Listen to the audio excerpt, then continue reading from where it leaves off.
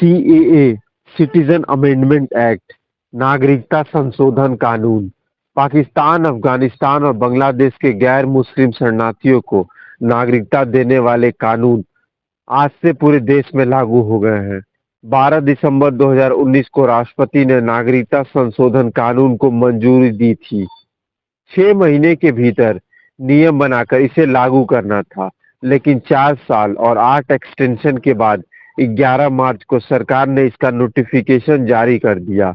अमित शाह का कहना था कि इस कानून को लागू करने में देरी का कारण महामारी और असम में हुए दंगे इसके पीछे की वजह रही। सीएए के नियम लागू होने से किस पर क्या असर?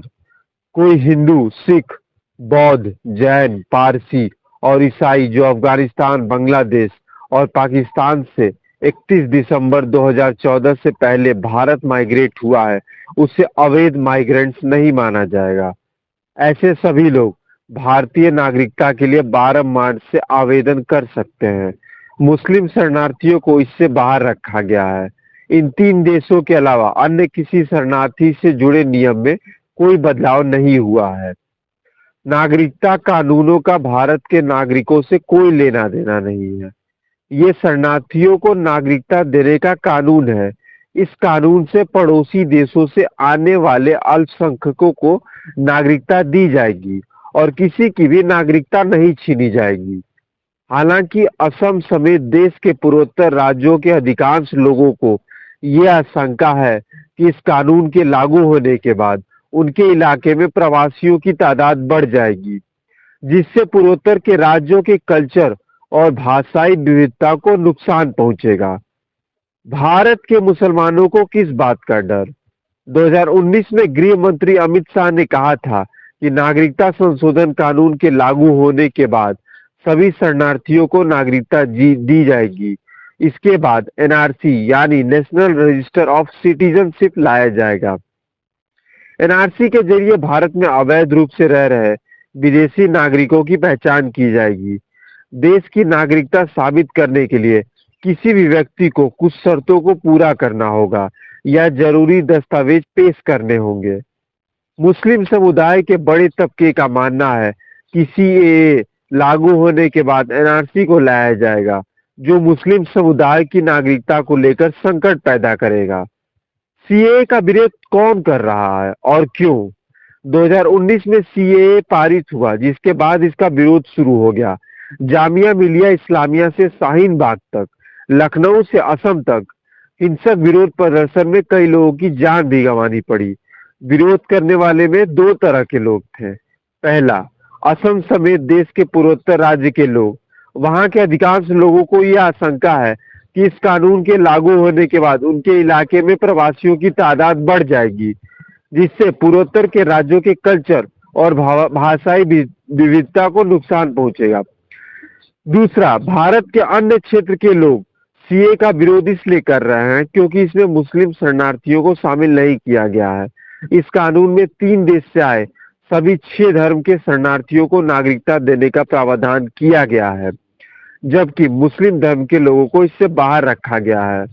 विपक्ष का आरोप यह है कि इसमें खास तौर पर मुस्लिम समुदाय को निशाना बनाया गया है। उनका तर्क यह है कि यह संविधान के अनुच्छेद 14 का उल्लंघन है, जो समानता के अधिकार की बात करता है। सीएए में मुस्लिम को क्यों नहीं शामिल किया गया? बीजेपी ने कहा कि केंद्र सरकार सीएए के माध्यम से बांग्लादेश, पाकिस्तान और अफगानिस्तान के प्रभावित अल्पसंख्यकों समुदाय को राहत देना चाहती है। मुस्लिम समुदाय इन देशों में अल्पसंख्यक नहीं है, बल्कि बहुसंख्यक है। यही कारण है कि उन्हें सीएए में शामिल नहीं किया गया है। क्या सीएए के खिलाफ फिर विरोध प्रदर्शन शुरू हो सकते हैं? All Assam student union AASU और 30 विदेशी संगठनों ने सोमवार को कहा कि वो राज्य भर में नागरिकता संशोधन अधिनियम की प्रतियां जलाएंगे। संगठन के मुख्य सलाहकार समूजल भट्टाचार्य ने कहा कि वो सीए के खिलाफ अपना अहिंसक, शांतिपूर्ण और लोकतांत्रिक आंदोलन जारी रखेंगे, साथ ही कानून लड़ाई भी लड़ेंगे। एएमआईएम नेता असुद्दीन ओवैसी ने कहा कि आप क्रोनोलॉजी समझिए, पहले इलेक्शन का सीजन आएगा और फिर सीएए के रूल्स। उन्होंने लोगों से इसका विरोध करने को कहा। भारत विविधताओं का देश है।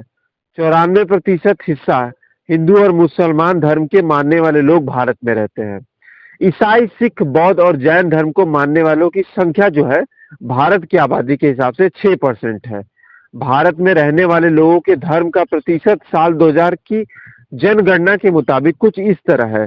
हिंदू धर्म 79.8%, इस्लाम 14.23, ईसाई 2.3, सिख 1.7%, बौद्ध 0.7%, जैन धर्म 0.4।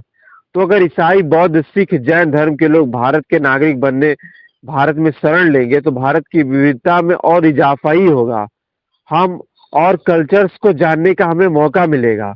और अगर मान लीजिए हिंदू धर्म के लोग भारत में सीए लागू के होने के बाद ज्यादा प्रतिशत में हो जाते हैं तो भी कोई दिक्कत की बात नहीं है, क्योंकि हिंदू धर्म के लोग पहले से बहुतायत हैं।